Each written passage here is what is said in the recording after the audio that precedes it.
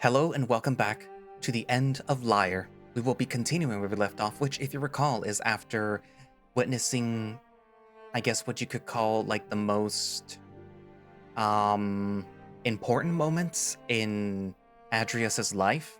We also got to see a little bit of how Lyall was able to rescue Richter, but the previous video was mostly about Adrius and how he went from, not breathing during birth because he was breached to um to basically having like a nice little childhood, to growing up next to Lyall, and then to witnessing what happened to his parents and basically turning into the little mean ball of anger that he is now. But we will be getting a bit more about Adrius, but now we're going to shift focus a little bit. But yeah, so a little bit more of Adrius, but then we're going to shift focus to the good boy and his boyfriend. Well, I don't know if they're actually official, but we'll see. Anyways, so yeah, buckle up, because we're about to begin the ending of Lyre. Also stick around to the very, very end, because you're going to get a little special treat about the next part, the next book that follows this story. Richter.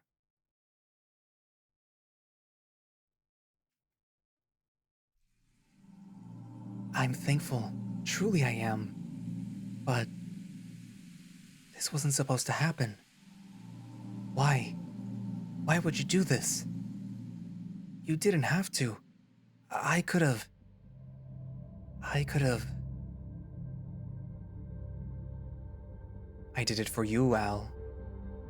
Because I love you.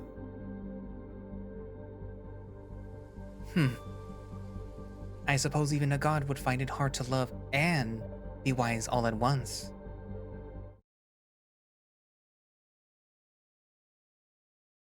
Richter. You're safe for now. You must go to the temple of Haida. It is south of the Drysian canyons. Here, you will complete your training.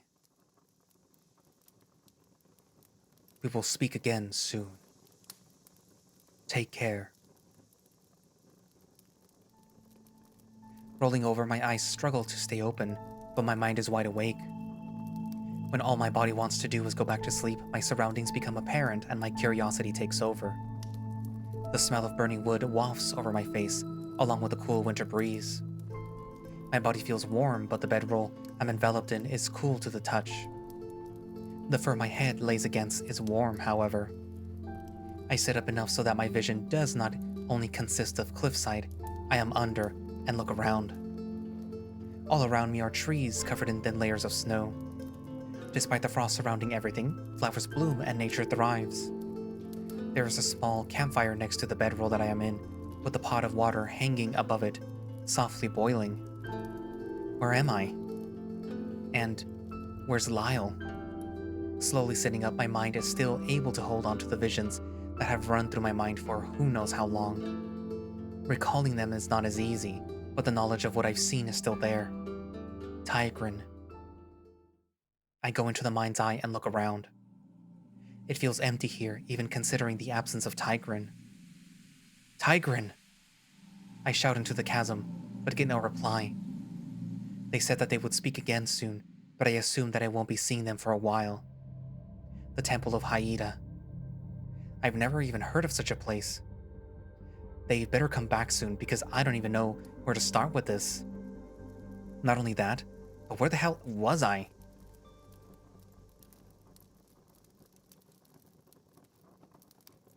I come back to the small camp where I'm laying down. Sitting up, I toss the upper corner of the bedroll to the side and look around, trying to gain a better understanding of my surroundings. A horse who feels familiar stands close by, hitched onto a tree with a fur blanket draped over them. After remembering where I am and what's happened, I realize that this is the horse that Lyall was riding. There is a water skin laying at my feet, and I reach for it, popping the cork. I stick my finger inside and tip the skin to the side. I bring the tip of my finger to my mouth and taste it. It's definitely water, and it's cold too.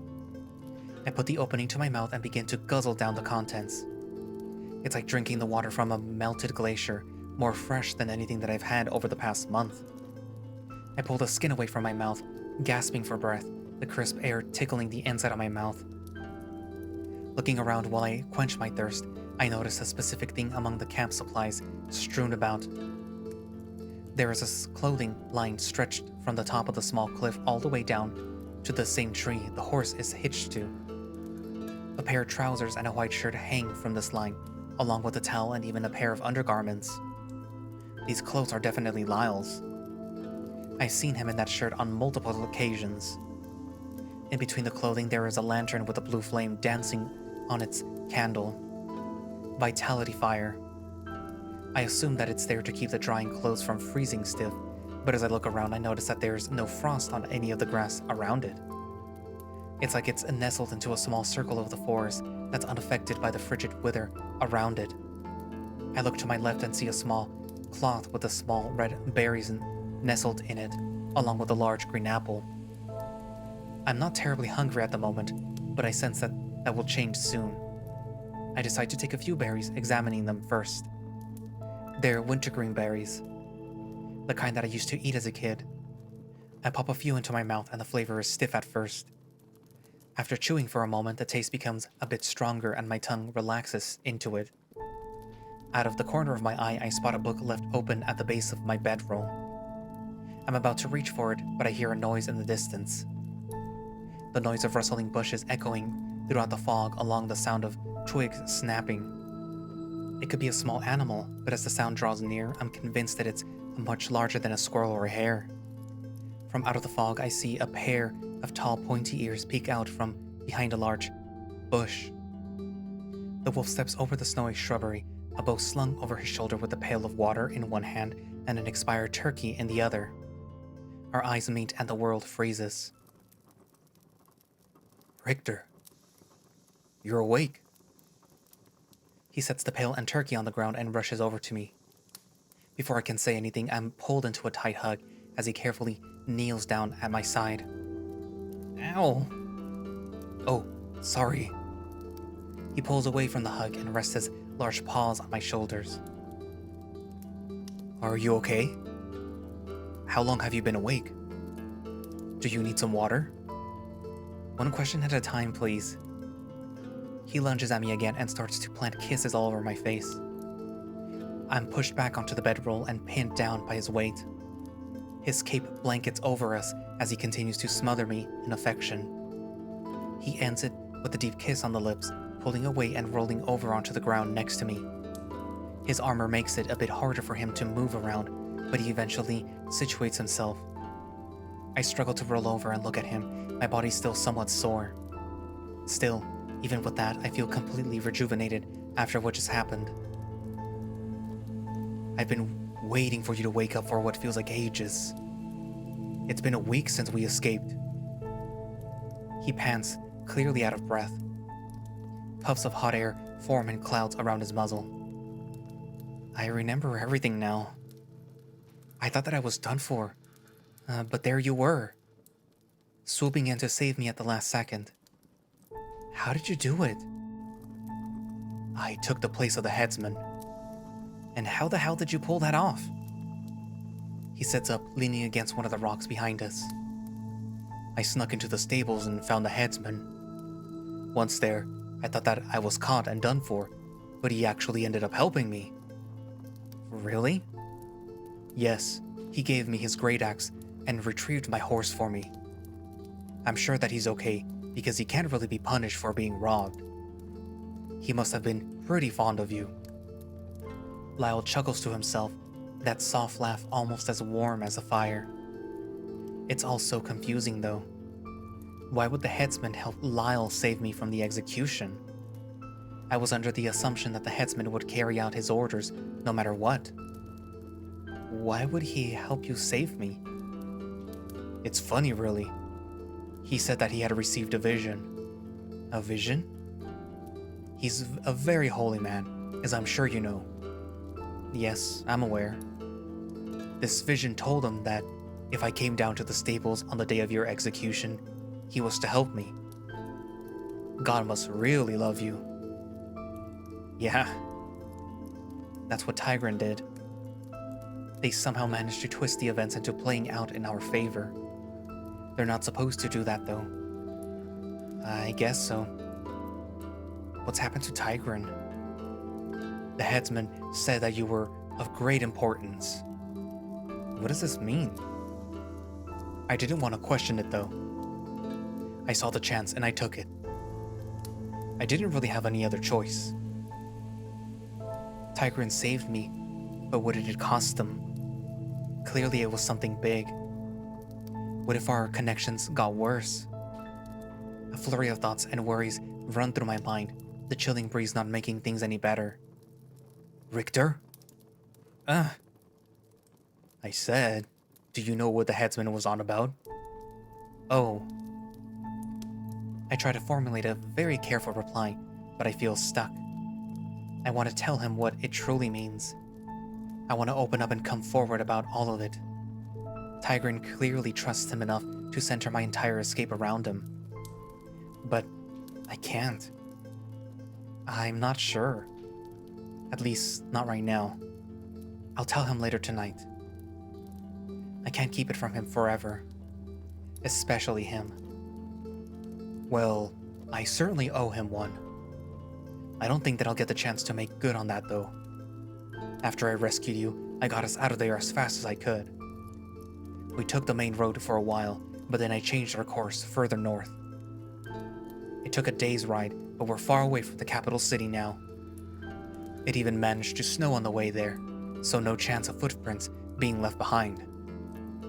And where is here? We're just half a day's ride north of Hailing Cove, in the woods at the base of the mountains. It's not the middle of nowhere, but we should be safe here for a while. I even went on one of the markets in Hailing Cove to pick up some supplies. Wasn't that risky? I'm pretty sure that we were wanted all over. News about our crimes hadn't made it to Hailing Cove yet. Also, I made sure to hide my identity, and I didn't stay long. I would hope not.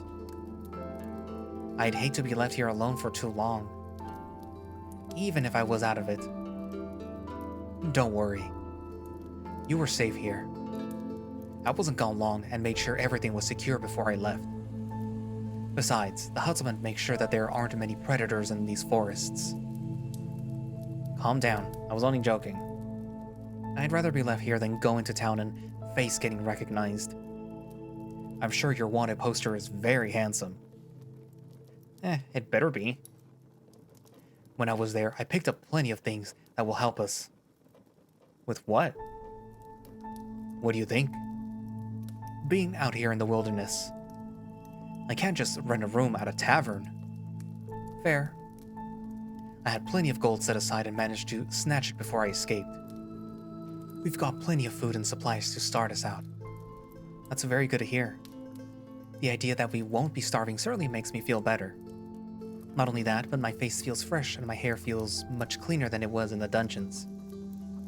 Were you washing my hair? Yeah. He stands up, throwing his cape back. Didn't want you to wake up feeling like you were still in a dungeon.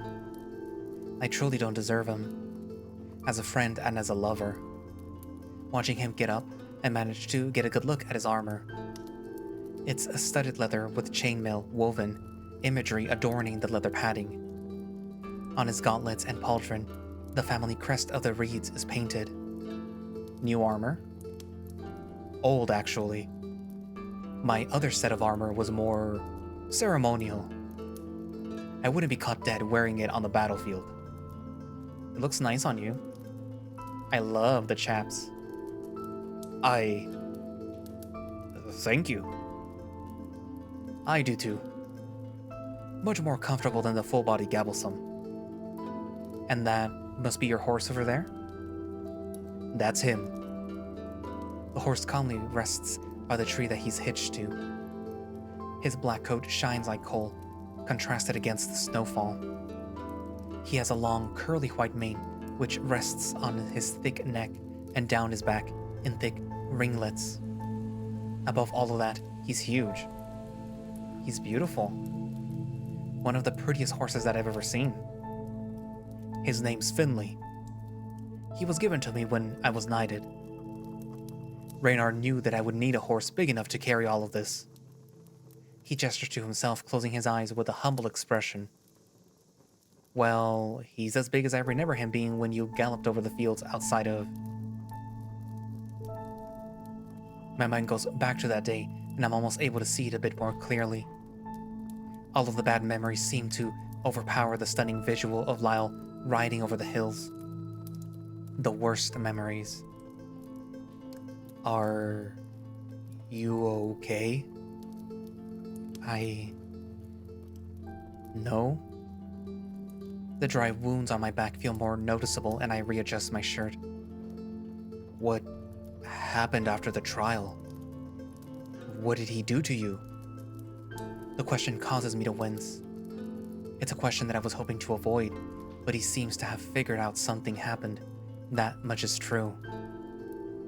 I think you know. He looks hurt, like he was just punched in the gut, but then requests again with a bit of impatience. My mind is coming to many conclusions, but no, I don't know. I want to know. I was tortured. How? He takes no time to register this information, as if he already knew what I was going to say. My voice catches in my throat, but it feels more like I'm about to throw up. Thinking back on it, the muscles in my body begin to tense. I can imagine every bone in my body aching like they did those many days ago. Please don't make me talk about it. Richter, I won't force you to talk about it, but I need to know what happened. Please, if you could just... The desperation in his voice bleeds out more and more with each word. I need to know, because I'd never forgive myself if I wasn't able to give you support. He approaches me slightly, but I back away from him. This causes him to take a step back, his feet crunching the stiff grass. Please. I just want to... Can I just show you? He bites his lips at hearing this, eyes darting all over me. Show me? I pull my legs up from out of the bedroll and sit on top of it. The leathery surface is stiff and cold on the outside, but it feels almost refreshing.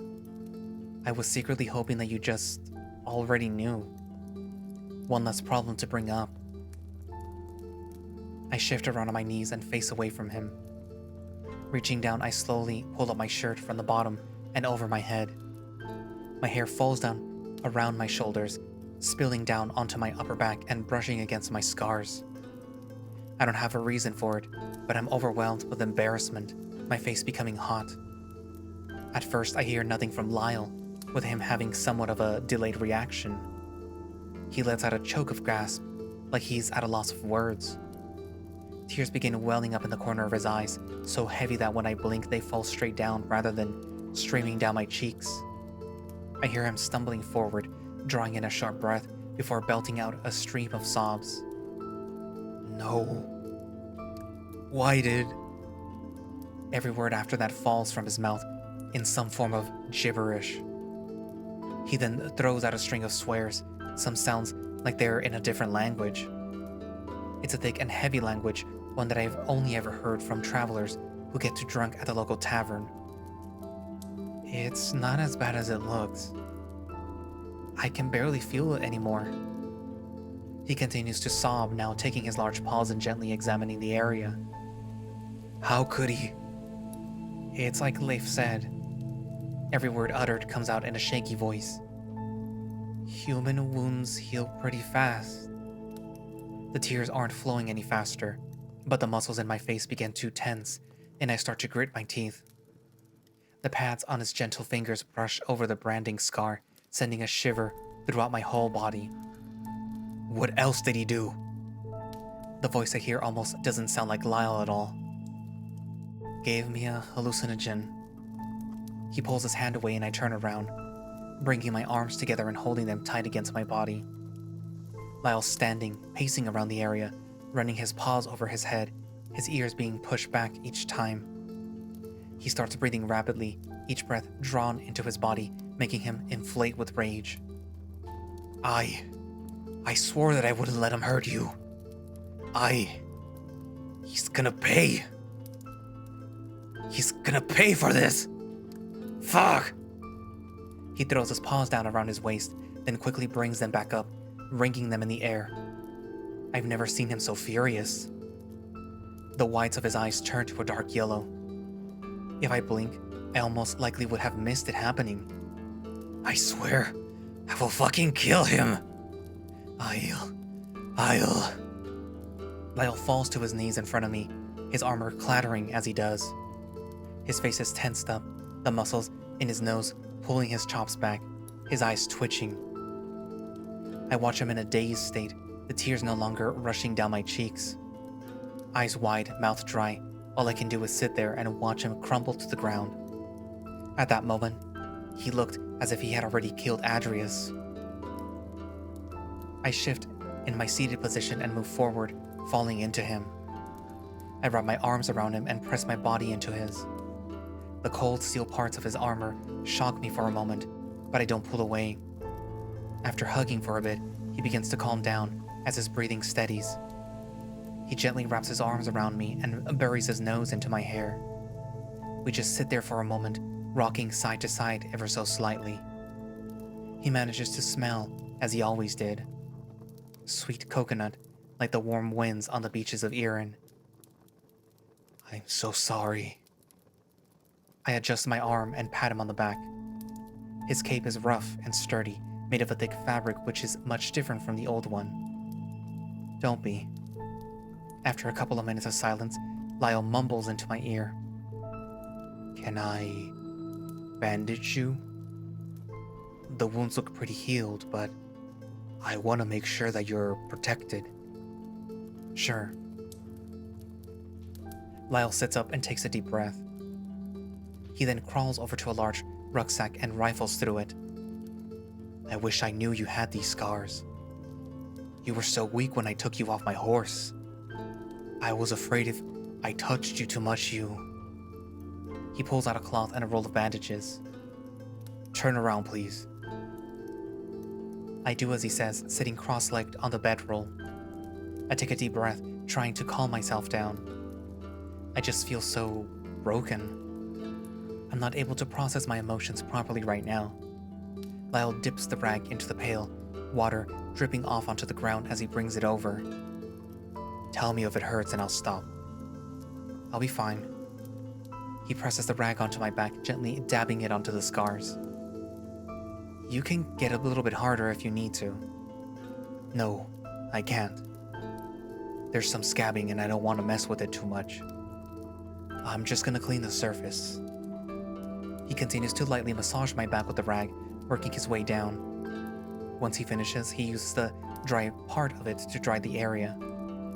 I'm honestly amazed at how fast these have healed. I knew humans had this unique ability, but I didn't realize that it was so strong. He begins to unravel some of the bandages and starts wrapping them around my lower torso. It's not really something I notice. It's always been this way. His strong paws weave around my body, swathing me in the stretched cloth. Each time he touches me, the sensation manages to stay for a moment. This should keep everything nice and safe.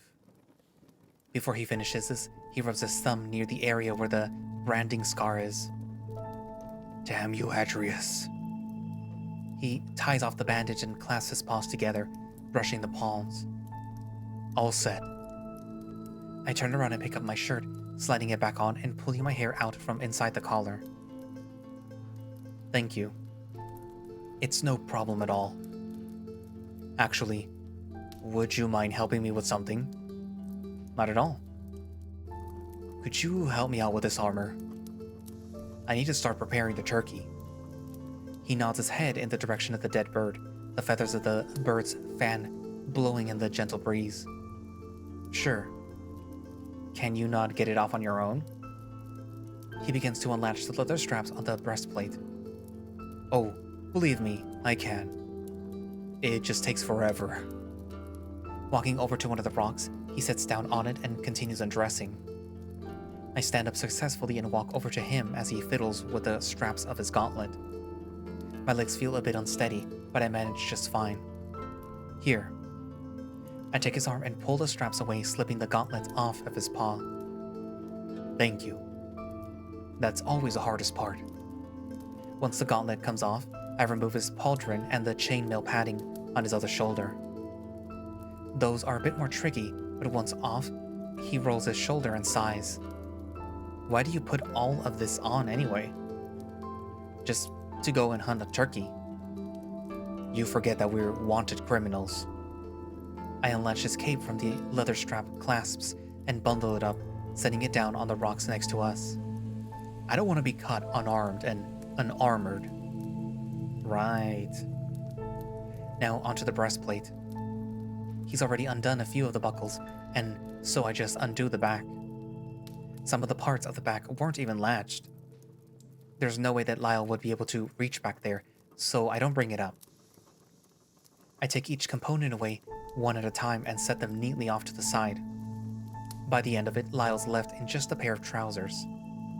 I fold up a colorful red tartan and place it neatly on top of the cape. Lyall throws on a shirt from the rucksack, pulling it over his head and pushing his neck fur out through the neck hole. It falls down around his shoulders, chest, and back in large tufts. That feels much better. Thank you. I nod my head, and before I can think of what to do next, he dives in onto one of the drawstring bags. Do you want to feed Finley? Oh, sure. I've got some carrots here for him. He carried the both of us a whole day, so I think it's time that the two of you were properly acquainted. He tosses me a carrot and I barely catch it, fumbling it in my hands. Just go up to him and hold it out near his mouth. He won't bite. Lyall picks up the turkey and brings it over to the large rock further away from the camp, a large knife in hand. He lays a leather tarp on the rock and begins plucking the feathers away from the body, and it's at that point that I realize that I'd rather not watch. I take a few slow steps towards Finley, but he barely acknowledges my presence. Once I get close enough to touch him, I reach out and run my hands along his dark coat of fur. His ears turn back, a sign that he's noticed me, and I gently continue to brush him with my hand. I walk up to where his head is and hold out the carrot. He doesn't seem interested in it. I place my hand on his nose and rub in steady motions. Suddenly, he lifts his head and nips at my fingers. I pull away and call out in the direction of Lyall, my eyes still trained on Finley. He tried to bite me, I think. Don't worry, he's just nervous. He needs a little reassurance. He won't actually bite you. I take his word to heart and hold out my hand again, this time petting up near the bridge of his nose. Finley closes his eyes and snorts, which makes me laugh. He seems to be leaning into my hand at this point. I hold out the carrot again and Finley takes it in his mouth. With each bite I help push into his mouth, he chews it up and soon it's gone. He's very pleasant. I'm glad that you're getting along with him. He tends to like everyone. I can now hear Lyall chopping the turkey up into different sections. I can also smell it. Fresh meat. Poor guy was under the strict guard in the stables. I'm certain that he grew to detest whoever had to guard him. I'm hoping that he bit them at least. I'd pay to see Adrius get bit by him. Yeah. I look back at Finley, his eyes black like ink and shining bright. He's such a gentle creature. Tigran helped make him. They also created that turkey. And Lyall. It's funny. Someone like the headsman is a horseman and Finley is a horse. Even though the similarities are there, I rarely ever notice them. It's just natural to me, I suppose. There's plenty of differences, but the likeness raises plenty of questions. I'll have to ask Tigran sometime. I'll have to ask Lyall about Tigran as well. Perhaps while we eat. Lyall tosses some of the turkey bits into a worn-out bag and then places the meat and other parts that need to be cooked onto a small board. After he sets the board by the campfire, he takes a small tarp with the rest of the meat and ties it up like a bag. At night, I'll hang this in one of the trees so nothing can get to it. Good idea.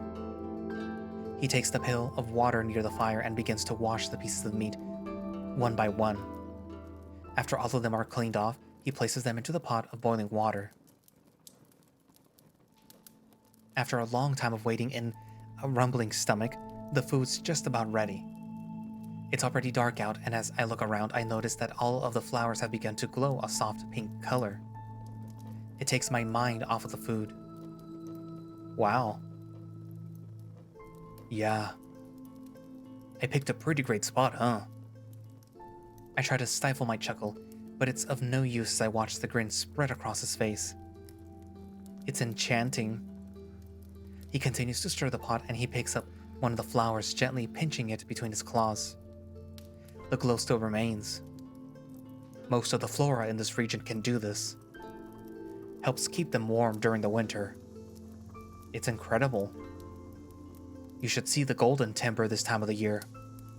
The leaves on the trees grow a bright sunlight yellow, casting a soft glow over the entire forest. I've never seen something like this before. He takes the pot from off the prop sticks and pours the contents into 2 wooden bowls. I can smell the broth all the way from here. It was a savory smell which makes my stomach impatient. I'm sure the flowers of your kingdom are just as exceptional. Not really. We laugh at that and he stands, bringing me a bowl of stew. Large chunks of boiled turkey float in the center, surrounded by chopped carrots and topped with enough spices to make my mouth water.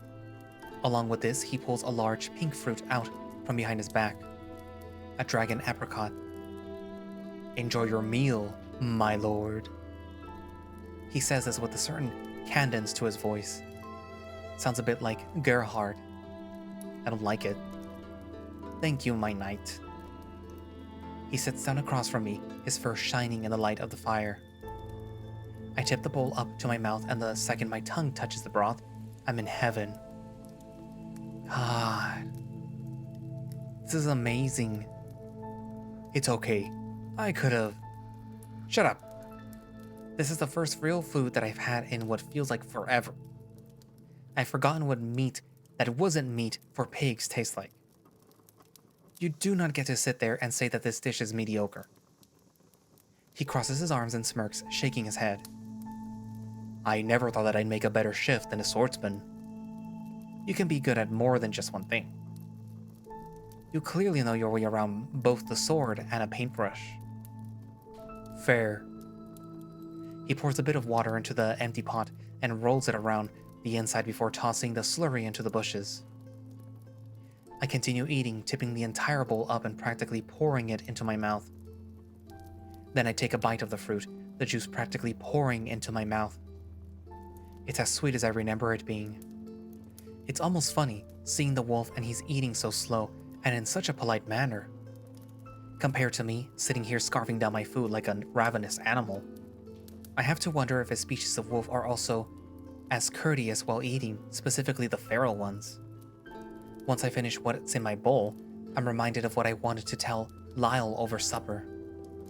I set the bowl down and clap my hands together. Lyall? He looks up, some stew coating his upper lip. He quickly licks it away. Yes, Richter? I need to tell you something, but you have to promise me that you won't freak out, okay? What happened? It's nothing bad. Just hear me out, okay? He crosses his arms and sets his bowl down. Okay. Confessing is feeling like jumping off of a cliff into the ocean. Once I take that initial leap, the words just come spilling out from my mouth. And so I tell him everything. I start with the fact that I'm the mortal avatar of Tigran. I tell him about Tigran reaching out to me in the mind's eye after Raynar's murder. The dreams that I would have. The headaches. The retrocognitive visions. I tell him about how the entire time that I was in the dungeons, I had to push myself to my very limit. I even tell him about a few of the visions that I've been able to glean from the mind's eye. He's silent through my entire explanation, but I can tell that he's listening. When I finish, he leans back in his seat, hands behind his head. So, Leif was onto something that day. So you believe me? He sighs and gestures north with his thumb. When you were in the dungeons, Leif summoned me to his study. He went on and on about stuff like this. He was saying that you had the power of God behind you and other things along those lines. Said that it was possible that you were one of the great emissaries or something. I questioned it at first, thinking that he was just on one of his grand breakthroughs. But that night, I got to thinking and realized everything was adding up. That dream that you had where you were Raynar, it just seemed a bit too coincidental. He leans forward, resting his elbows on his knees. Not only that, but if you managed to convince Leif, who's typically a man of reason, then maybe it was true. I don't know. All I know is that something was going on. I can prove it to you. He raises an eyebrow at that. How? It was a few days before you would leave for Dryers. You were about 13 years old? You and Adrius were in the gardens and you promised him that the journey to Dryers would be fine. When the Queen came to tell you the news that you had been waiting for, you were so excited. To be able to train under your hero, it was a dream come true. You were well on your way to becoming a knight. Lyall looks a bit shocked, but composes himself. That was certainly creepy. The past few months of mental torture have chipped away at my disposition, so I apologize if that was a little uncalled for. Lyall shrugs. I'll get used to it. But yeah, I suppose I believe you. Good, because I don't think that I could deal with you not believing me while also being bombarded by all of this. If it makes you feel any better, you're the only one that I've told. Oh, trust me, I'm not mad at all. I'm mainly concerned. About what? About you. It must have been terrifying for you to go through all of that. I sat down on the grass, using the rock that I was previously sitting on as a prop for my back. Believe me, it was. Some of the scariest moments of my life have been happening in those visions, but it's something that I've come to appreciate in the end. Who knows where I'll be without this blessing? Lyall stands up, picking our bowls off the ground and pouring some of the water from the pail into them to wash them out. It kept me going, among other things. I say while gesturing to him, which he smiles about with a slight nod. So you can just have these visions whenever? Most of the time. Right now, I feel like if I try to see anything, I'd throw up. Also, if the event was more recent, it's harder to see. Like looking through blurry glass or a distorted reflection. He sits down in front of the fire, staring into it with focused eyes. Is that why you were so sure that Adrius murdered Raynar? At the end of the trial? I nod, and then he bites his lip nervously. And you can feel these visions? As if you were actually there? In every way. He winces at this. God. So you experienced death? In a way. I also saw the whole thing from Adrius' point of view. It was horrific, feeling what it was like to kill someone. I hated every second of it. Yeah. So... Oh, one other thing. Tigrin gave me an order to travel to Dries. Why would you need to go to Dries? I need to go to the Temple of Haida. They said that it's south of the Drysian Canyons. It's where I'm supposed to finish my training. Lyall stares into the fire and then looks up at me, his eyes like black mirrors. Is this what you want? Do you really want to be this emissary? The words come out with a bit of trepidation. Do you even have a choice? I realize that I've never actually asked myself this question. I can't stay in Lyre. I can't go back to Erin after what's happened. Even if I did, I'm not sure what I would do. This feels like the only path that I can take. It's the path that I'm supposed to take. There's nothing for me back in Erin. I can't stay in Lyre either. My only option is to go to Dries and figure everything out. Lyall continues to stare into the fire, his ears back and his tail limp. He's as still as a statue. Then he breaks the silence, looking up at me with a determined gaze. I'll come with you. Hearing him say this takes a weight off of my chest that I didn't even know that was there. Thank you. I know that you feel like you have a certain duty to fulfill with me, but I need to know something. What is it? If you didn't find any honorable obligations to be by my side, would you still stay with me? Forever. He looks down, a sad expression on his face. I've abandoned my vows. Raynar is dead, and Adrius killed him. I'll never see my mother or father again, most likely. I'm wanted for treason and murder, so the sooner I leave Lyre, the better. Wherever you go, I will go. Murder? He takes a deep breath and interlocks his fingers. I wanted to tell you. His voice is shaking. What are you talking about? What happened? I told you how the headsman helped me escape, correct? Yes. He wasn't the only one who I came across down there. He starts rubbing his eyes, trying to dry tears that are beginning to form. He takes another deep breath and continues. There was a castle guard assisting him. He was going to alert the other guards. Stopping him was the only thing that I could think of. I had to save you. I swung my sword into the back of his head, almost decapitating him and killing him instantly. I didn't even know his name. It just happened so fast. I had to act. I had to. He doesn't even notice that I've gotten up and sat down next to him until I hug him from the side. I can feel his large body trembling as he tries to stifle a sob. Remember when we spoke in the gardens?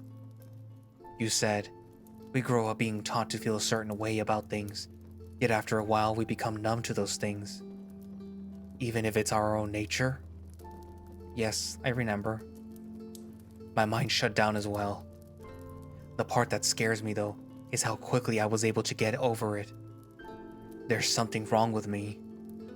Lyall, you did what you had to do.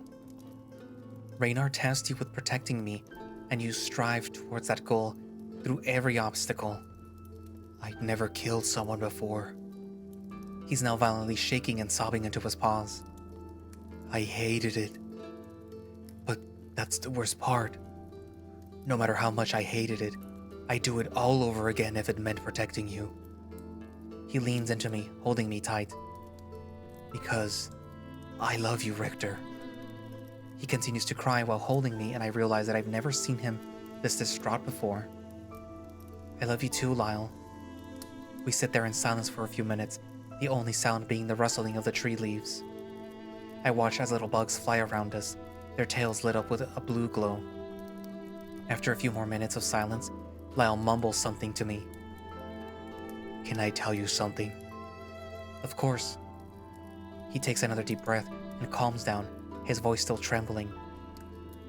A while back, whenever I had this time in the mornings or in the afternoon, I would go on these long walks up to the coast of Fjord. I'd either watch the sun rise over the waters on the horizon or sit behind the castle and the mountains behind it. I took these walks whenever I wanted to think. I'd go very far up the cliffs most of the time so that I could see the land around me. No matter how high I went, it always seemed so small. He pulls away from our embrace, resting his elbows on his knees. I enjoyed watching the sunset the most. I'd always look off to the east and dream of being able to travel far beyond those mountains, beyond the snowy forest, the rolling hills in the countryside. He pokes a stick into the fire aimlessly, watching the flames dance around the disturbance he's making. When I was knighted, I thought that I had finally achieved everything that I had wanted. However, with each day that passed, I considered leaving it all behind, abandoning my vows and running off somewhere far away. I could become a sellsword or work as a hired guard. Then I would be free to do whatever I wanted. I'm glad that I never left, because then I would have never met you. You gave me purpose. You make me happy. Above all, I want to go everywhere with you. I place my hands on him and pet him a little, rubbing his back side to side. I want that too. But there was a reason that you stayed even before I came here, wasn't there? He taps the stick into one of the rocks surrounding the fire pit, pieces of burnt wood crumbling away from the tip. Tears stain the fur of his cheeks, his eyes wet and puffy. Of course there was. I had a family here. There was no blood relation, but that didn't matter to me. Raynar was like a father to me. He was interested, dedicated to my training. Not only that, but he would specifically invite me to dine with him and the other Ossians on more than one occasion. He taught me things that I would have never learned without him. Don't laugh, but when I was younger, I had difficulty reading and writing. I still do sometimes. The words didn't make much sense to me, and I'd mix them up. My father didn't pay it any mind, not really seeing it as a major issue that needed to be corrected. Raynar did, however. He would sit down with me on a few days a week, and we would practice. I never truly got over it, but he helped me a lot. I guess I'm telling you all of this because they all meant a lot to me. Even Adrius. He was like the little brother that I never had. He tosses the stick into the fire, and one of the logs falls, sending sparks into the air. Elena was like a mother for everyone, considering that she was the queen, but she and I were fairly close as well. She was a good friend with my mother too.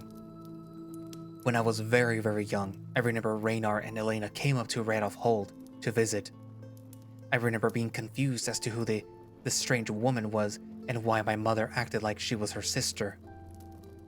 It was great. I'm realizing that you haven't talked about your parents much.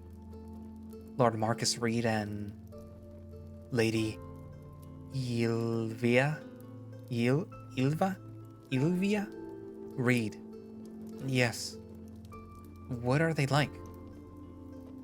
My father is a fair and honorable man, yet can also be very loud. My mother is stern and bold, yet can also be the kindest woman that you've ever met. She made that tartan over there. He points to the cloth sitting at the top of his cape. It was actually my swaddling cloth when I was a baby. It's tradition for a Reed to wear it into battle.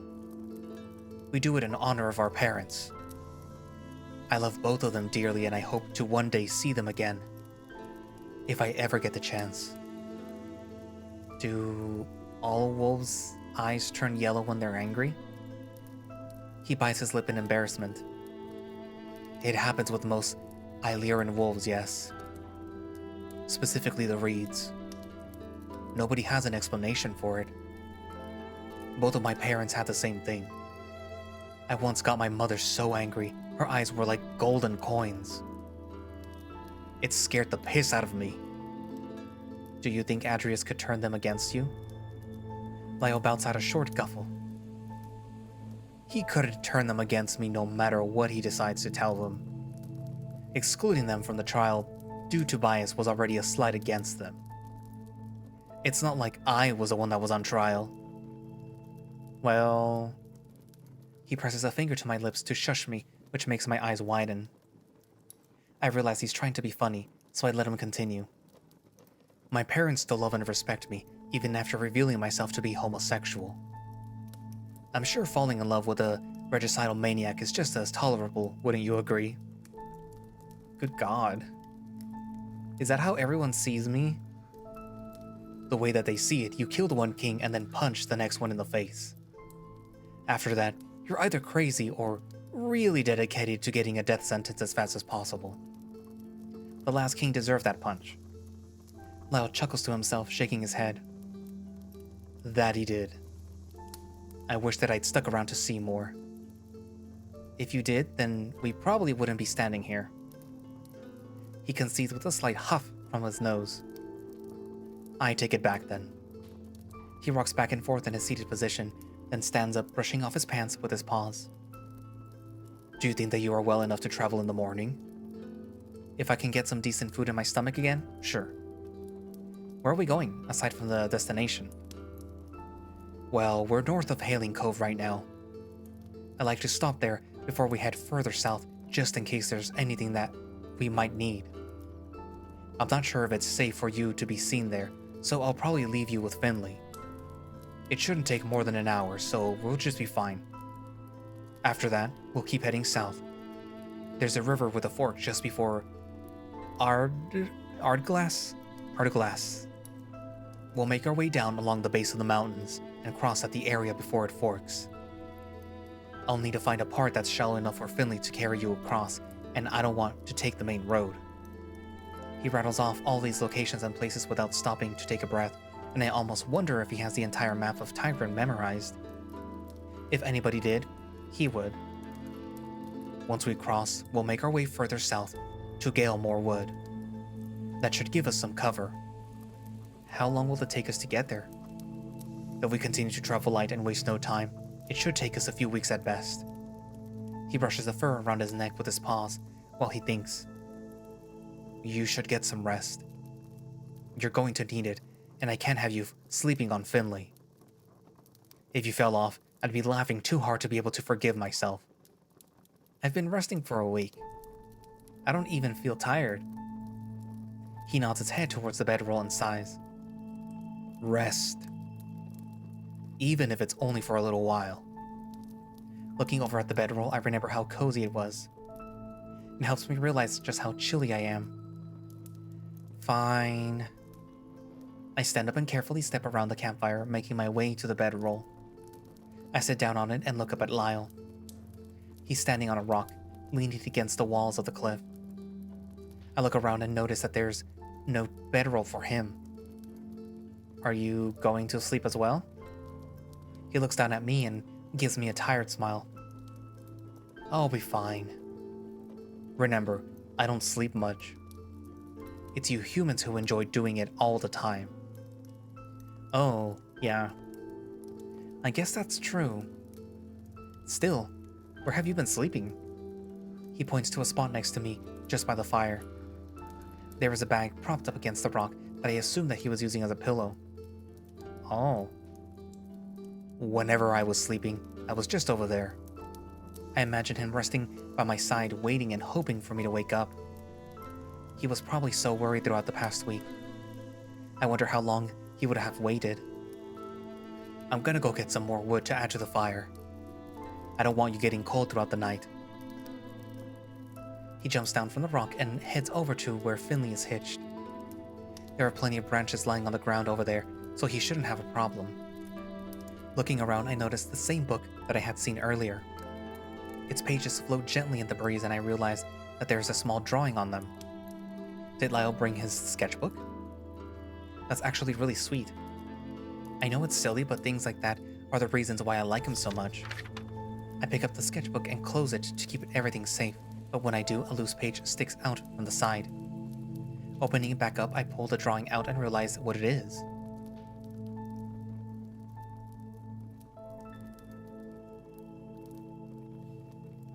It's a portrait of me. My eyes are closed and my hair is long and sprawled out, falling down around my head in thick curls. Do I really look like that with a beard? I run my hand over my rough, prickly surface of my chin. Maybe I should keep it. I look so old. Being in the dungeons might have caused that. I drew that a few days ago. Lyall stands on either side of the fire pit. I didn't even notice him making his way over. I'm sorry. You look so peaceful and... Don't be sorry. It's very good.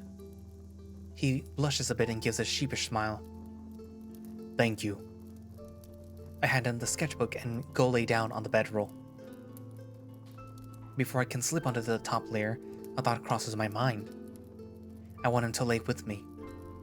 I want him to hold me in his arms and share this bedroll with me.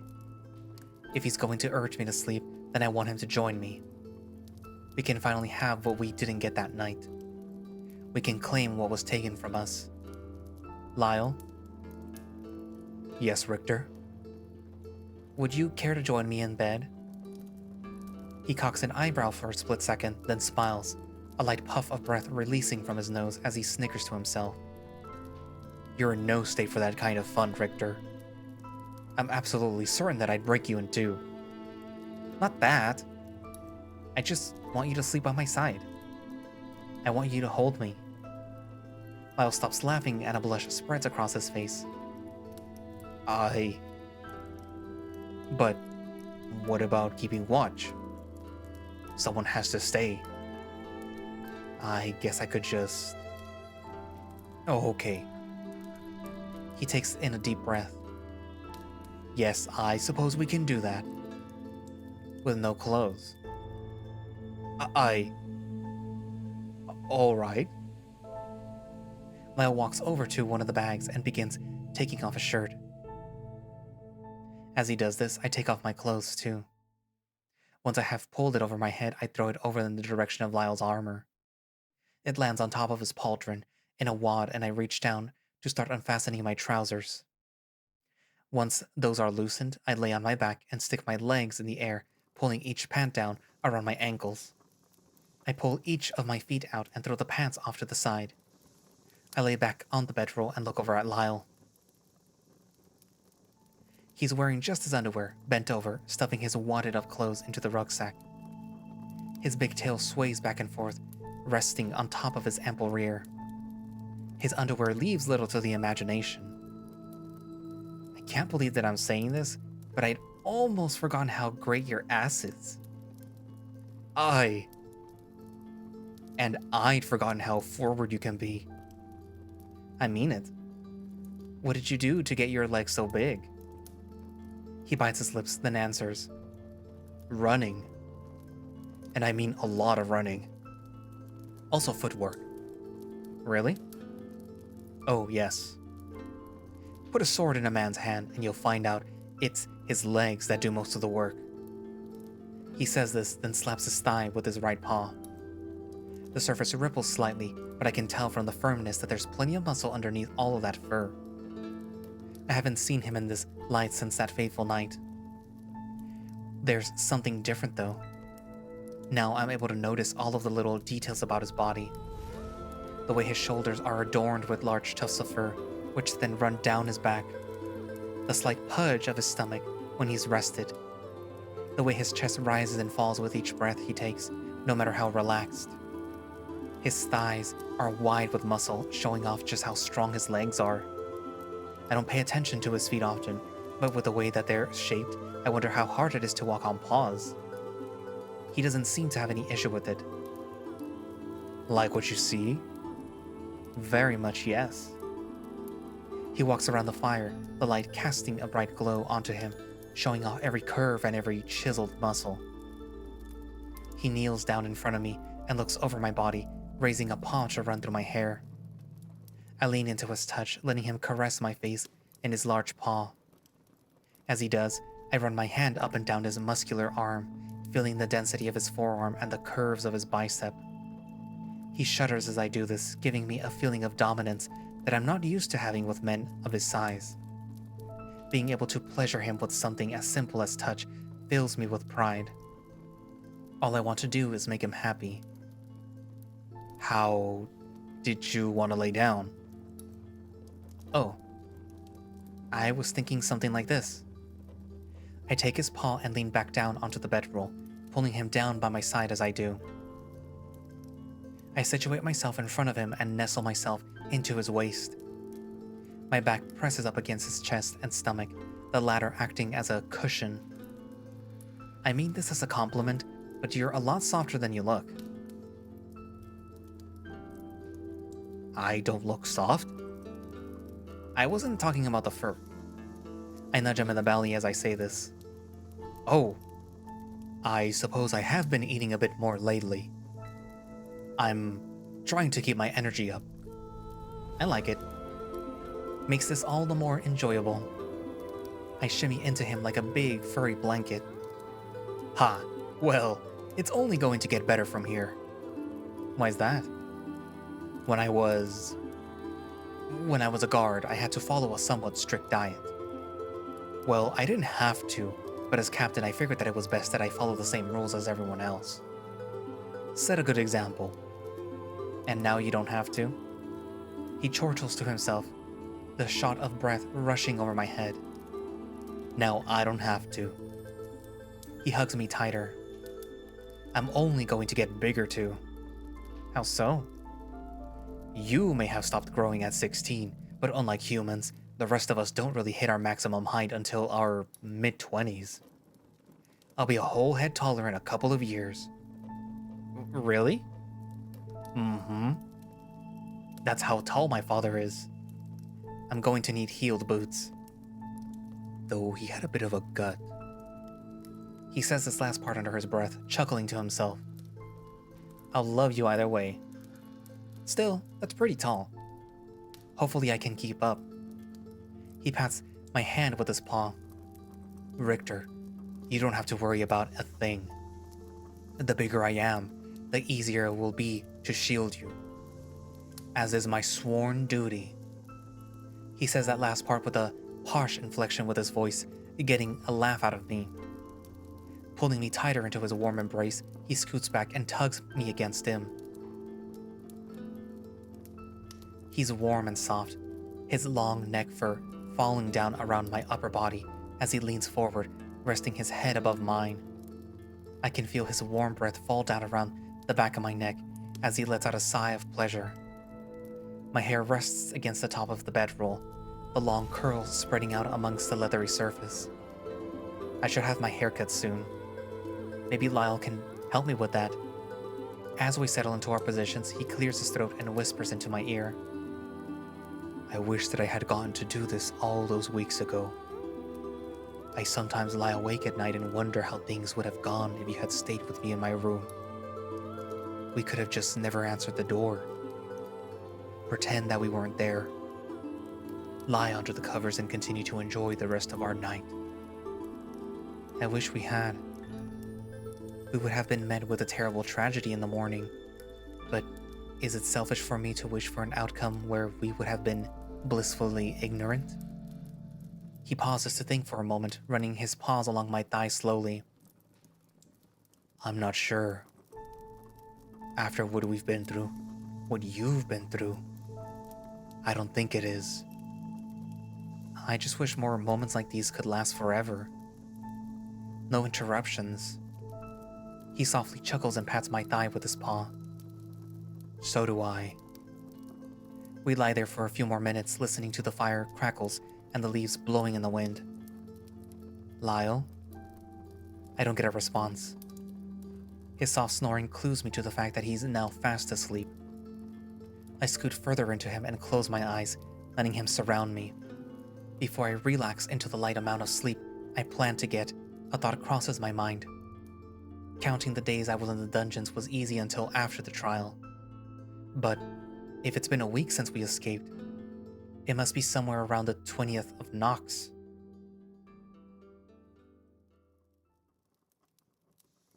I turned 20 a few days ago.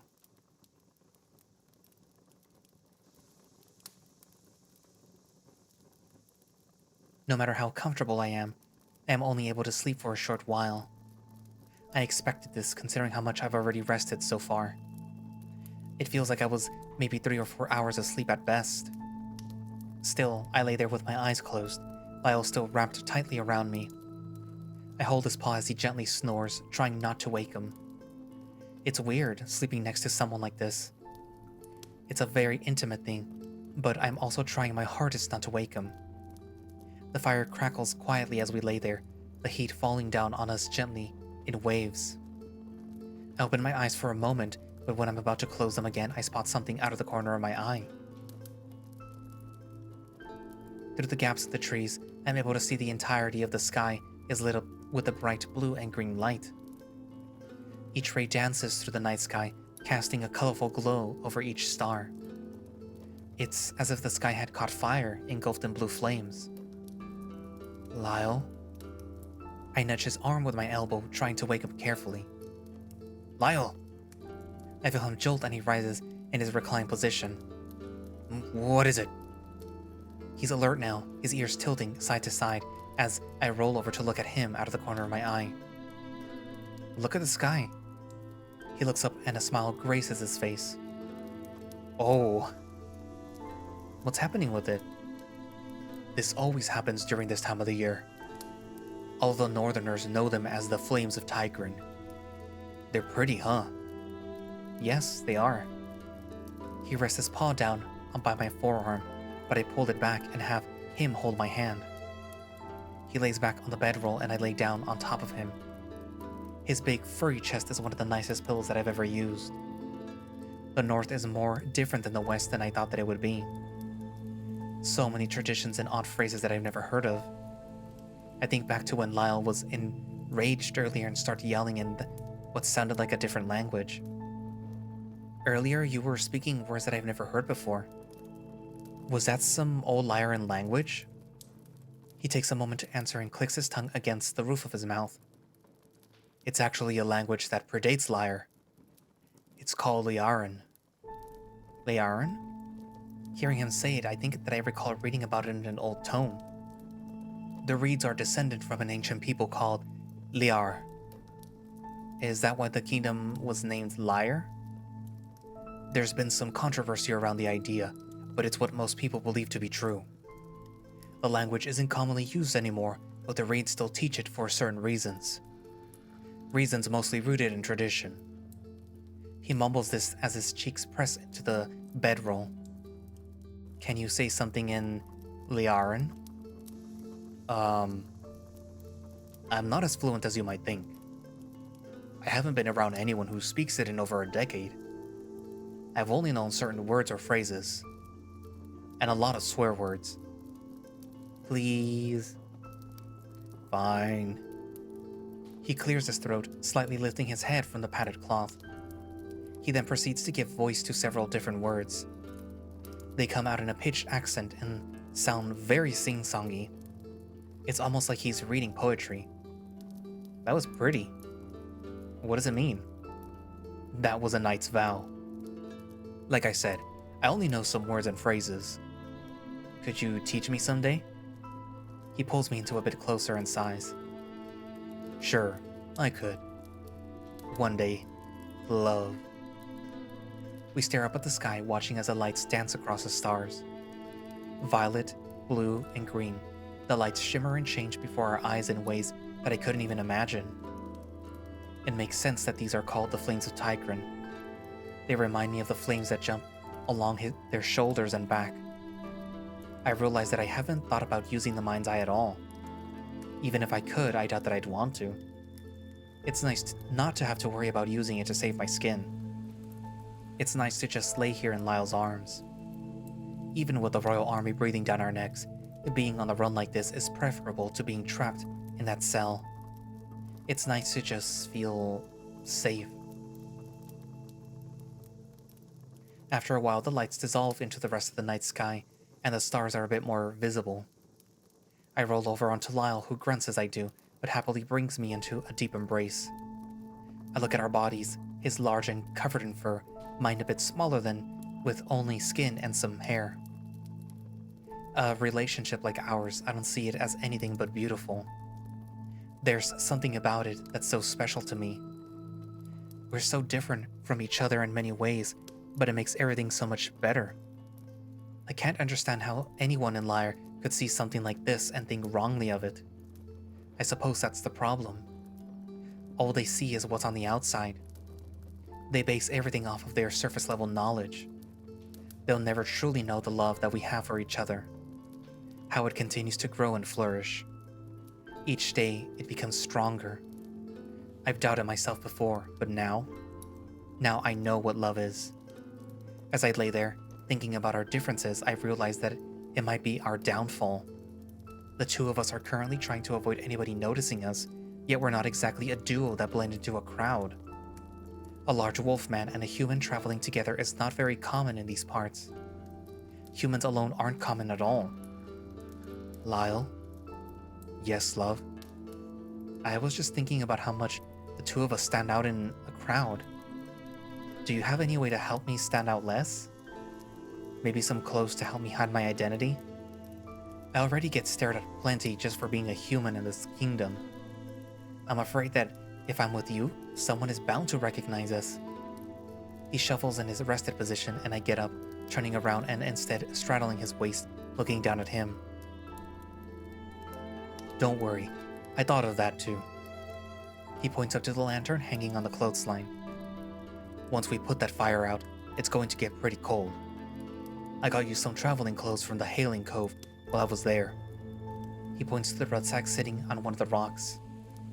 I didn't know your size, but I'm pretty sure that they would fit you just fine. There's a scarf and a coat too, so they should keep you warm. I rub his cheek in a loving manner. You're so thoughtful. I've also made some preparations for other ways to hide your identity. I lean back a bit, raising an eyebrow. Like what? First, I was thinking that I could give you a haircut. Oh, I was actually thinking of that too. My hair has gotten a bit too long for my taste. Still, unless you plan on shaving my head, I don't see how that would hide my identity. That's the other thing. I picked up the necessary, reagents. That's the word. I picked up the necessary reagents to dye your hair a different color. Dye my hair? Yes, it's a simple yet lengthy process, but I learned about all of it from a very nice lady in town. She works with cutting and dyeing fur, and she told me how to do it and what to get. You'll have to thank her if we ever see her again. And if it turns out like she said it would, Lyall wants to dye my hair. It's a bit strange, but I'm not too turned off by the idea. As long as it's not permanent. Sure, we can try that. Are you sure that you know how to do it? He puts his paw behind his head, resting into a softer part of the bedroll. It shouldn't be any harder than maintaining any of this, he says while nodding down to the fur around his neck.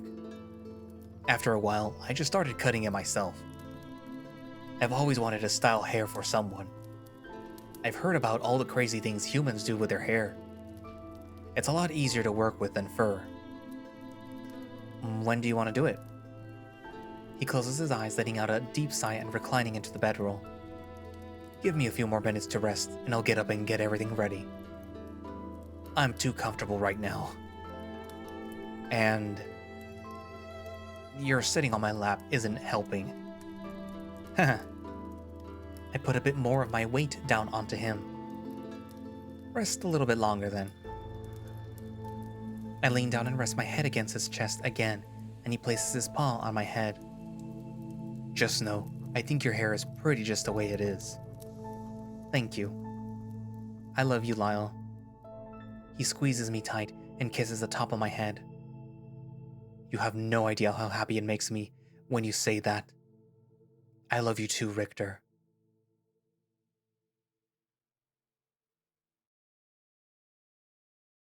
Adrius.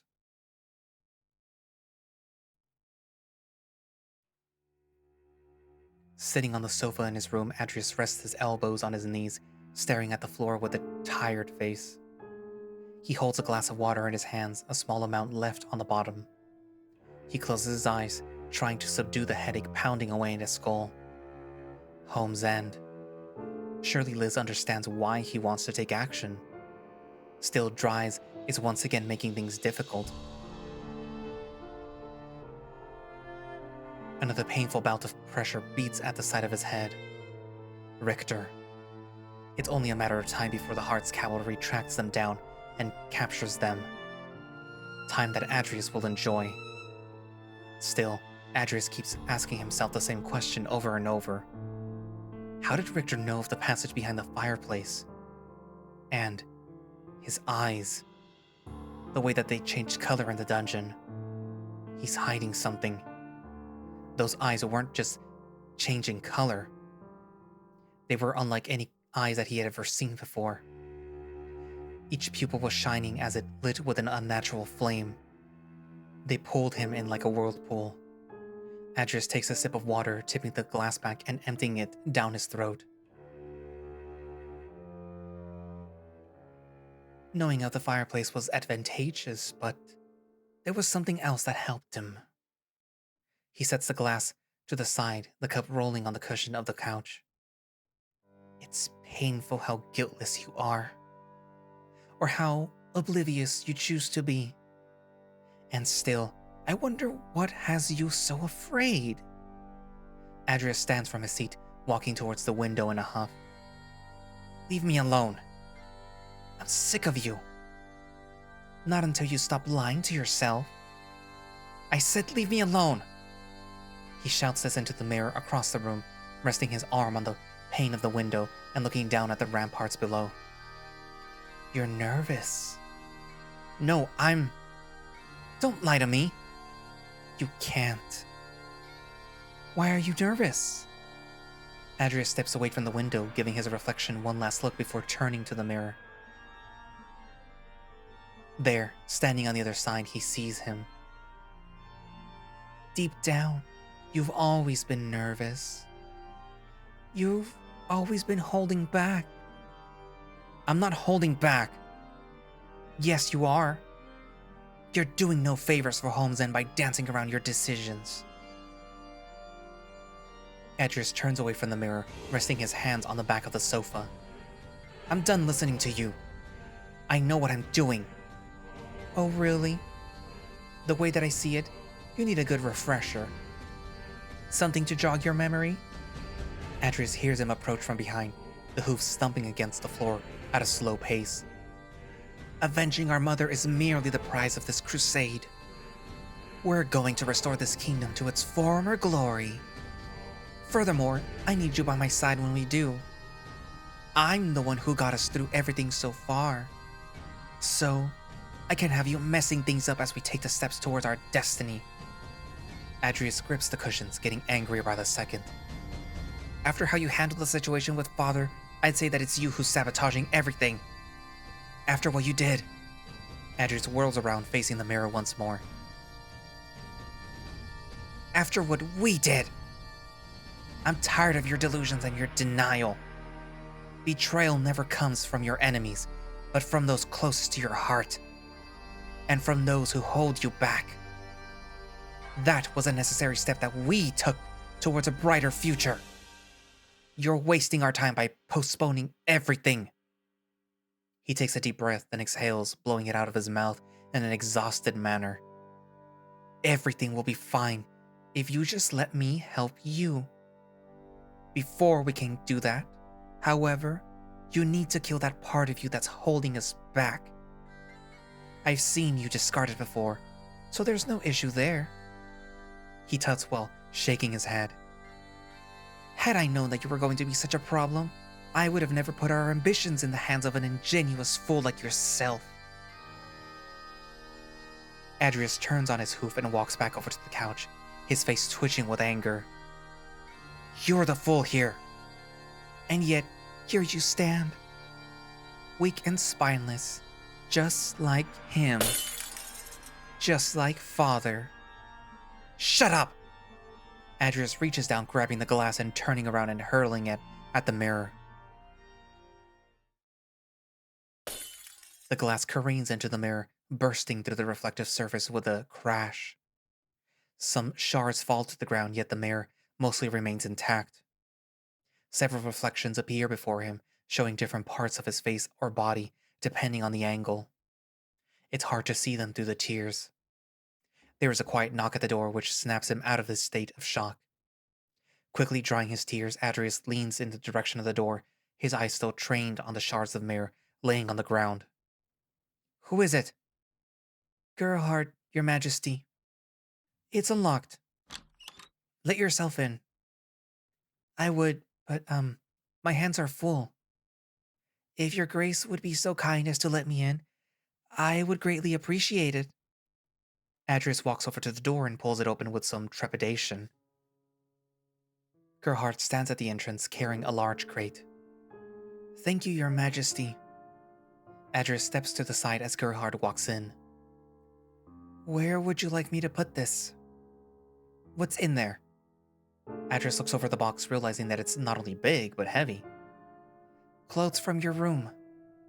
I can have them placed in the wardrobe for you, yet your late father's clothes should still be adequate, though some may be a bit large. I could help you look through them if you'd like. Gerhardt sets the crate down by the wardrobe with a loud thud, rubbing his back. That's all right, Gerhardt. I'll go through them myself in a moment. Very well. Will that be all? Yes, thank you. Adrius notices Gerhardt looking at the shards of the mirror on the floor. I tripped. Gerhardt doesn't acknowledge it and walks towards the door, passing Adrius. Shall I have someone come up to clean up the mess? Yes, that would be fine, thank you. Gerhardt makes his way to the door and slides his hand along the side, beginning to close it. Gerhardt? He stops closing the door and leans back in. Yes, Your Majesty?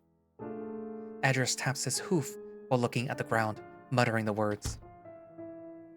Thank you for everything you've done. I won't forget it. No need to thank me, Your Majesty. I'm forever in your service.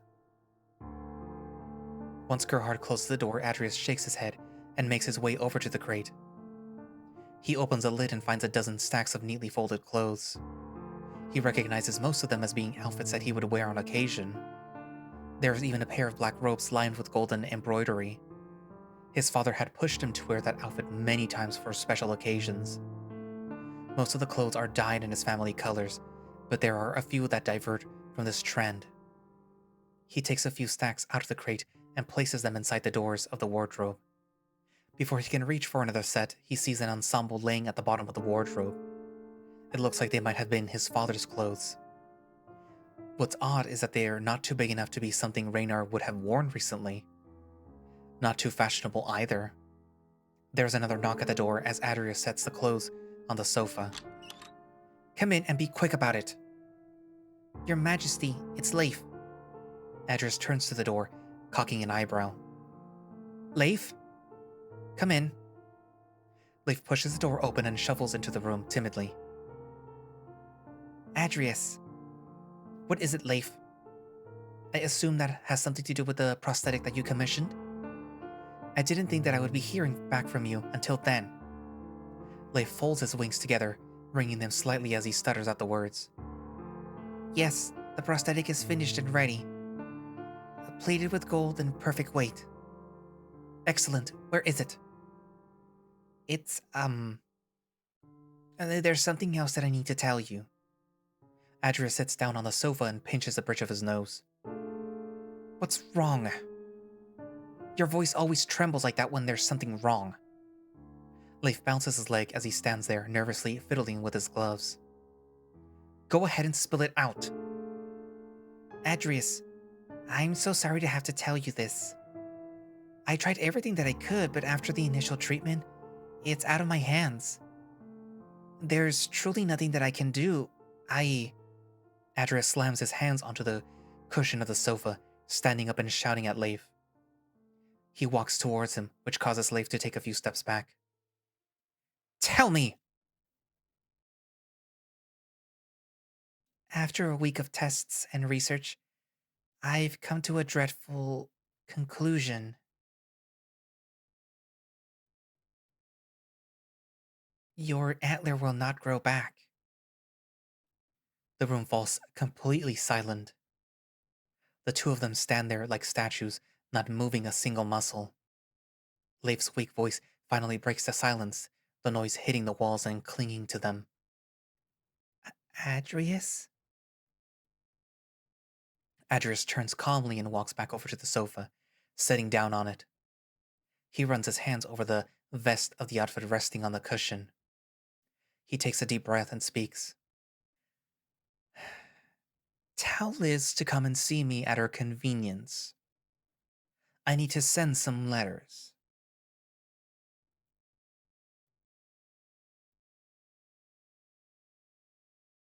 Richter.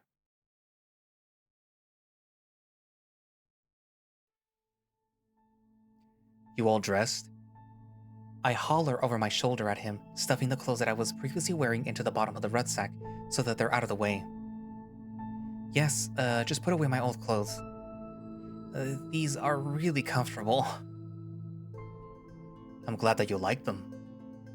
The camp is starting to feel a little less cozy as the fire pit is now just a pile of charred logs and smoke. If it wasn't for the warmed clothes, I'd probably be freezing. Most of the little things are packed away, so we just need to put everything back on Finley. You'll have to sit in the front of me again, since he's gonna carry everything on his side saddles and back. I'll also need you to carry one of the bags in your lap. Sure. I bend down and start picking up a few things lying around the camp. Actually, wait. Before we do any of that, I want to show you something. I set what I picked up so far back on the ground and brush off my hands. He doesn't move and stares at me until I break the silence. What? Sorry, I'm just admiring your hair. I don't mean to brag, but it looks a lot better than I thought it would. I wish that I had a mirror, but I'll take your word for it. Lyall walks to the edge of the camp, stopping at one of the trees. Come on, you're gonna like this. He continues walking and I leap over one of the rocks, landing in the grass and running forward to catch up to him. The shoes Lyall got for me feel very nice. The inside feels like a cloud wrapped around my foot, and they're close to my size. It must have been hard for him to find a cobbler in a city like Hailing Cove. Catching up to him, I follow behind at a steady pace as he pushes his way through the trees. There's a glade up ahead, and we should be able to see the sun rising over the eastern mountains. As I walk by his side, my feet crunching against the frigid grass and branches, I can't help but feel a bit nervous. Soon we're going to begin our journey across most of Lyre. I'm scared, uncertain, and feel a slight sense of danger. I know that I can do this, though. We can do this. We make our way onto the glade, the trees dusted with a light amount of snow. The morning fog parts and we stand before a large field which spans all the way up to the horizon. I can see the light of the sun being cast into the sky behind the peaks of the mountains.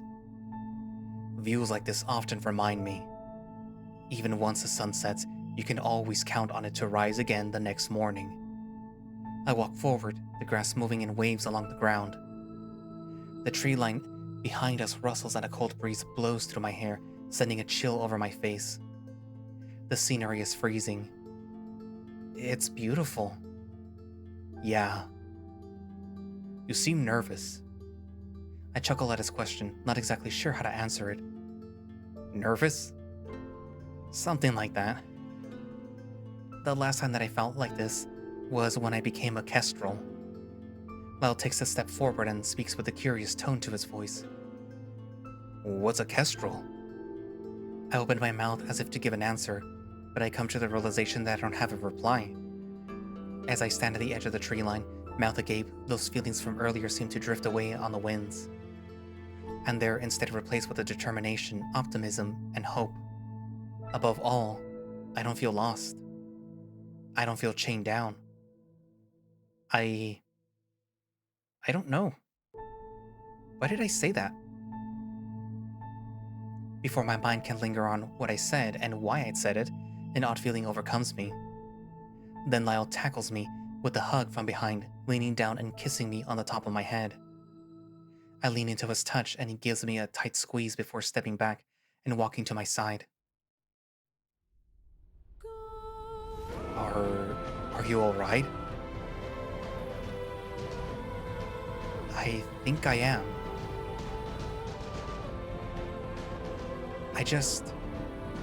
I'm not sure what comes next. After finding this temple and completing my training, what even comes after that? I guess that's the beauty of it all. Whatever happens, as long as it's with you, it'll be worth it.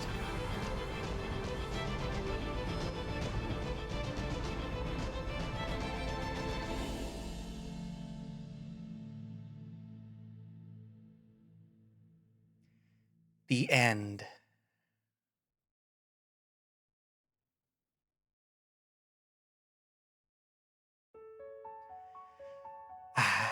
Chronicles of the Emissary, Lyre.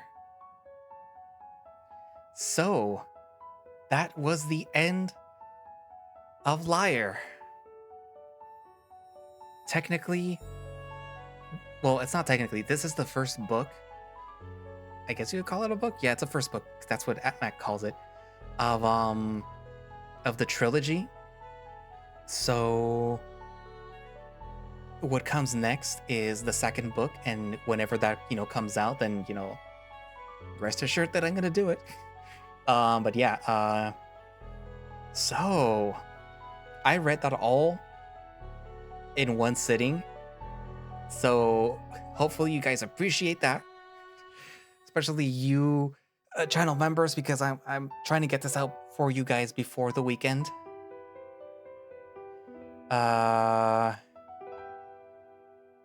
But yeah, so what do you guys think? I know that I said that I didn't read this, and I didn't. I just sort of skimmed through it because I wanted to see what the ending was, because I know that there is something at the end. So yeah,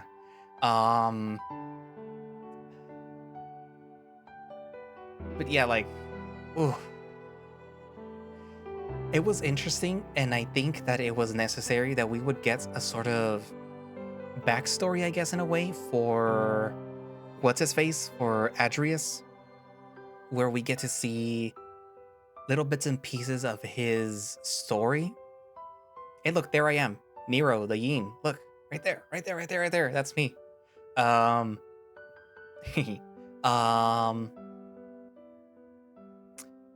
I initially wasn't expecting it, but I am glad that it was there, because we get to see that a lot of what happened was sort of, it was bound to happen. Like, by which I mean that a lot of the way he is reacting to what's going on is as a result of what happened when he was a child. His mother died, which was a very big part of his life, who loved him a lot, obviously. I mean, she gave birth to him. The guy was born dead. Well, not dead, like he died, I guess, in childbirth, I guess, in a way you could call it. But Leif was able to revive him, and that's also another little interesting thing that we got to see. Oh, is it gonna happen yet? No, it's not gonna happen yet. Come on, happen. Come on. There we go. Book 2 is called Dries, which, I mean, context clues, we can get that it's gonna be taking place in Dries.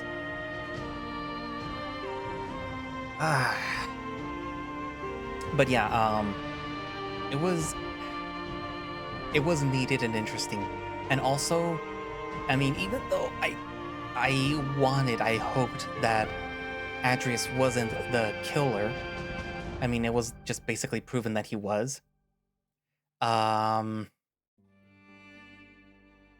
I'm curious if his mother's death or something prompted like this whole little split personality thing going on, where, like, in order to cope or something with his mom's death, this personality came about that was basically like, oh no, we are not hopeless. We are not a child just, crying without our parents or without our mother. We are a force to be reckoned with, and we're going to make it happen. So I wonder if that's what this, like, I'm not going to call him evil Adrius. I'm going to call him the other Adrius instead.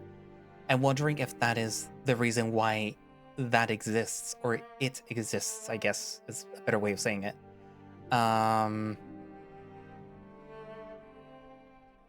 So, yeah. My question is if eventually there's going to be like a sort of internal struggle between the Adrius that's on the surface, who realizes that things that he is, who seems to be hesitant of going, forward and steamrolling everyone, and this other Adrius that is basically wanting to, watch the world burn because, mommy died. I mean, obviously, it was a very traumatic moment, especially for a child. And steps were probably not taken in order to help him work through that. But still, Anyway, so... I guess I'll save the comments for later, or maybe I'll redo this outro, I don't know. I did that with Soul Creek. So yeah. Also Soul Creek, for the people that, are channel members who are going to be seeing this sooner, I believe that Soul Creek will be updating soon, so you also have that to look forward to. And stop shaking microphone. Not moving the desk that much. But yeah, so aside from this, you should eventually see Soul Creek soon. Like, I'm not sure if it's for Patreon or for public yet. I would have to ask. But as soon as that goes up, you guys are gonna see it first. Hint to the people on the channel who wanna see these videos first. I'm not entirely sure when this will go up. It will probably, I'm gonna try to have it for channel members before the weekend, meaning that I will try to, actually no, it's a lot, so maybe for Christmas. It will be like a little Christmas present for you guys. And for everyone else, maybe before the end of the month. I don't know. As soon as I finish it, it will be uploaded. That much, you guys should know. But anyway, so yeah. So yeah, comments. Oh, before, of course, could I mention the channel members? I'm gonna have this little thing right here on the left scrolling, or is it on the right? I don't know. I forgot which one I made. But those are the channel members. These are the people who are subscribed to the channel and who are helping me make these videos in a monetary way. Actually, it has helped. With your support, I was able to get certain software and certain other little things to help me with the editing process and some other stuff. So you guys actually are helping. So you're not just giving me money for no reason. It's actually going towards the production of videos like these, like this one. So yeah, yay. Anyways, so thank you all for watching / listening. If you would like to play Lyre yourself, the first book in this trilogy, then you can do so by going down into the link in the description for Atmac's Twitter page and his Blue Sky page, which I will link down, down there, which should have direct links to the itch.io page where you can download the game and, play it yourself, or you can just go to itch.io and download it yourself. I will also be posting down a link for his Patreon page where you can, subscribe and get early access to builds of, well, now dries, as we know whenever they are released. And also he has like little polls, like I think it's a monthly sketch poll, which is usually about Lyall and putting him in compromising positions for our amusement. Also, they have merch. They have like these little cell phone charm things that you can use as, keychains or, hang wherever you want. I bought them. They're really cute. And who knows, maybe eventually we will see, a certain wolf in plush form, in marketable plush form.